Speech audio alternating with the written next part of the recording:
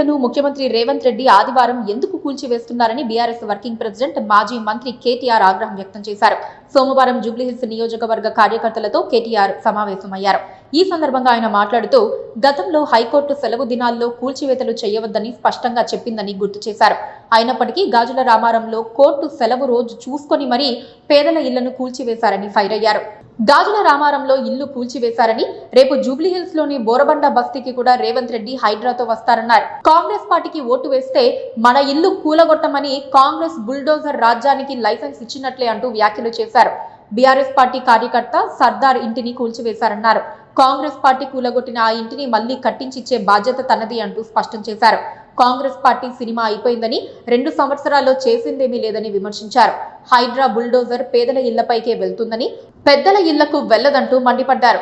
ముఖ్యమంత్రి సోదరుడితో పాటు మంత్రులు పొంగులేటి, వివేక్ వంటి వారు ప్రభుత్వ స్థలాల్లో చెరువులపైన ఇల్లు కట్టినా వారిని కూల్చివేయలేదంటూ కేటీఆర్ తీవ్ర స్థాయిలో విరుచుకుపడ్డారు.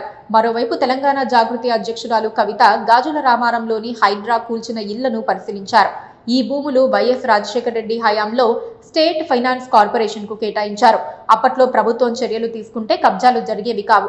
ఇప్పుడు 260 ఎకరాల భూమి పక్కనున్న భూమితో కలిపి 400 ఎకరాలు పలుమార్లు కబ్జాకు గురైందన్నారు. హైడ్రా అకస్మాత్తుగా వచ్చి పెద్దల హాస్టల్ వదిలి పేదల ఇళ్లను కూల్చివేసిందన్నారు. పండుగ సమయంలో ఇలాంటి చర్యలు దారుణమన్నారు. కరెంటు, గ్యాస్ బిల్లులు చెల్లించే వారిని కూడా వదిలిపెట్టలేదని పేర్కొన్నారు. ఇది పేద ప్రజలపై జరిగిన దాడి అని వ్యాఖ్యానించారు. ప్రభుత్వం వెంటనే స్పందించి ఇల్లు కోల్పోయిన 200 మందికి డబుల్ బెడ్రూమ్ ఇల్లు ఇవ్వాలని, ప్రతి కుటుంబానికి 50,000 పరిహారాన్ని వచ్చే నెలలోపు ఇవ్వాలని డిమాండ్ చేశారు. Please subscribe to KTV Telugu. KTV Telugu. KTV Telugu. KTV Telugu channel.